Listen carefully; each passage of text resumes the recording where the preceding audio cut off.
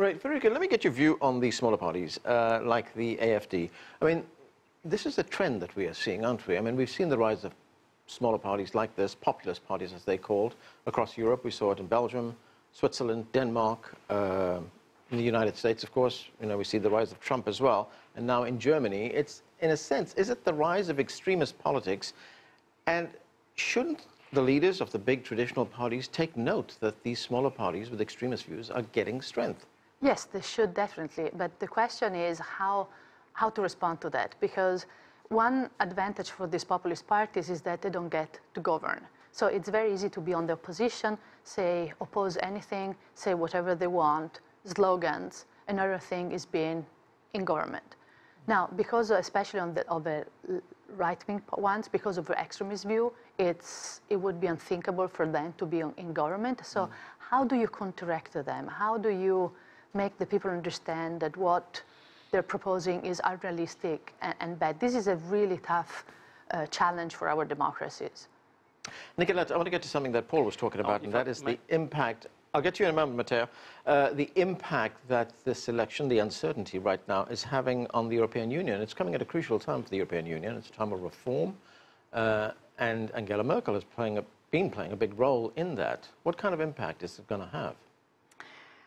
I think the biggest impact is really that we collectively, and that's not just in Germany, that is also in other countries within the European Union, we really have to look at the world in terms of that it has changed so significantly that simply the old ways of how we did things is no longer working. So to think that Germany would go back to the stability and the status quo that we had before because it's been the anchor, the certainty, the guarantee and things like that, that would be unrealistic. Because in Germany, just as much as in many other countries, as you had mentioned, we need to, or people need to feel that they are heard, that their concerns are being debated, they have a voice. We don't have sort of like the center where everybody just bundles together anymore. We really, due to the digital age or the digital revolution, people become much more forced to form their own opinion because of all the different information sources that are out, etc. And a part of that is also you have more voices. In the past, Angela Merkel had something of a pretty healthy mandate to compromise with the Europeans. Is that going to be more difficult now if she's the leader of a minority government? Yes, very definitely. I think with a minority government that will be much more difficult. Right. I think it is healthy for Germany in terms of, as Paul actually mentioned, that we will enliven the parliament. Right. You have the different voices, etc. But in terms of making decisions together within the European Union, it will be much more difficult. Federiga, you next, and then I want to go to Matteo, but go ahead. No, just a quick remark on this. I mean, it should be told publicly now, but the Portuguese finance minister should have been elected at the head of the Eurogroup. Mm-hmm. And this, if you think a Portuguese, a Southerner, this would have been unthinkable 5 years ago. And that it comes in a moment where Germany is weaker. It's sort of interesting, and it shows, as Nicoletta said, that business as usual is not there anymore. Yeah. We are into a totally new world. Okay, Matteo, go ahead. 2 points. The first one has to do with this notion that Germany is unstable and weak and so on. I think things are slightly more nuanced in that respect. Germany is functioning, the economy is growing, things are still good. The problem is that if we don't have a strong government in Berlin, we don't have strong, clear leadership in Europe, and therefore big, long-term, significant reforms cannot take place. Macron needs a partner in Berlin, and if he doesn't have a strong partner in Berlin, we cannot think strategically about reforming Europe in a number of policy areas. That's one problem. The second one, just more broadly on what we are witnessing in Germany. What we're witnessing in Germany is what we're witnessing all over the European Union and indeed beyond that. We had a situation where for decades the main political cleavage was based on a y-axis, where you had on the left-hand side of this y-axis, let's call it workers and employees, and on the right-hand axis you have the owners of capital and industrialists.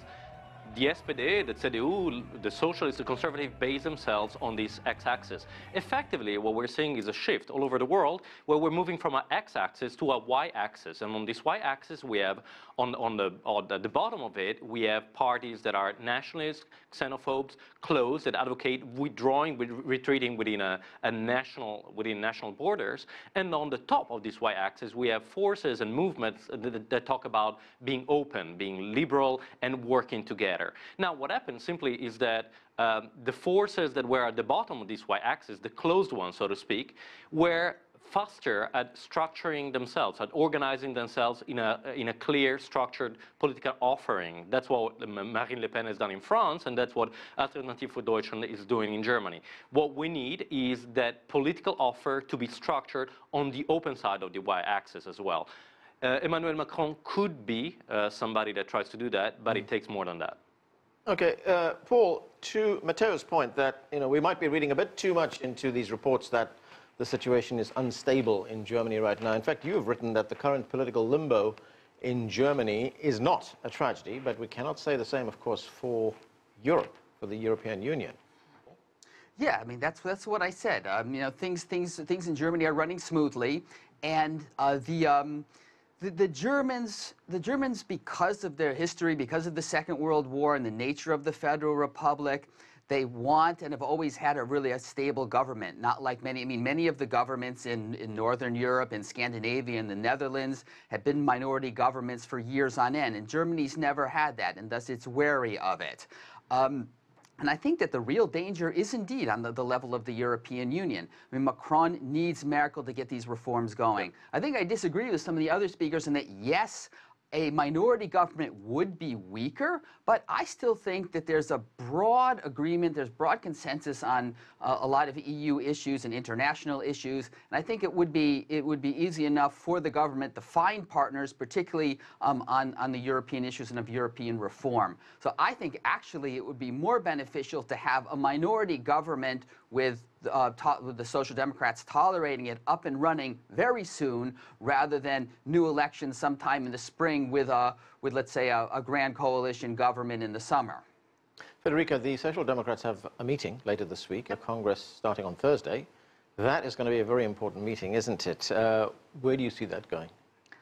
As I said before, it really goes. First of all, I would like to say that I completely agree with what Paul said. Yeah. Between the two, I'd rather take the minority government, and on certain issues would be easy to go on others, it would not.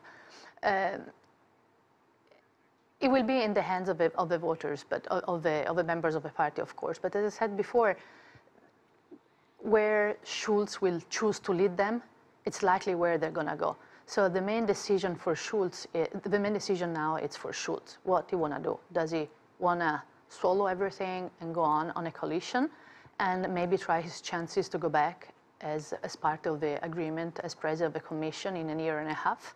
That would be my idea. I think if I were him, I would negotiate that. And so they would both get what they wanted, both Merkel and him. But it's really up to him, and it's not an easy place to be for him. He thought he would be chancellor by now, and he left the parliament, everything, and is not where he wanted to be. Nicolette, what is your best guess on what happens in the next few weeks? This is like jumping in a pool when there is no water in. Very difficult to say. I would say we probably would have a minority government. I do think this is something where we will not get around to.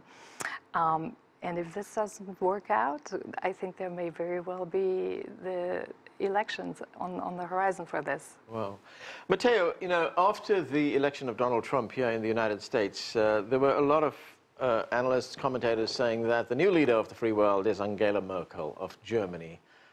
Given what has happened in Germany after this election, has that image taken a bit of a dent?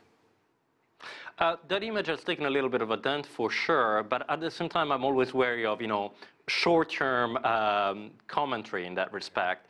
If we look at the basics, Germany still is and is going to remain the strongest economy in Europe, the largest population in Europe, and also within the European Union, also the country with the most votes in the parliament, with the council. you'll go nowhere without Germany. Having said that, yes, the political wind is more behind Emmanuel Macron right now than behind Angela Merkel. But still, we have to look beyond, leaders in that respect, and the country is strong, is solid. You go nowhere without Germany, no matter what. Okay, and that's where we have to leave it. Thanks to all of you for being with us. That is it for this edition of The Heat, but the conversation continues online. Join us on CGTN America's Facebook page to comment on this or any other show, or chat with us on Twitter at CGTN America. I'm Anand Naidu in Washington, D.C. Thanks for being with us.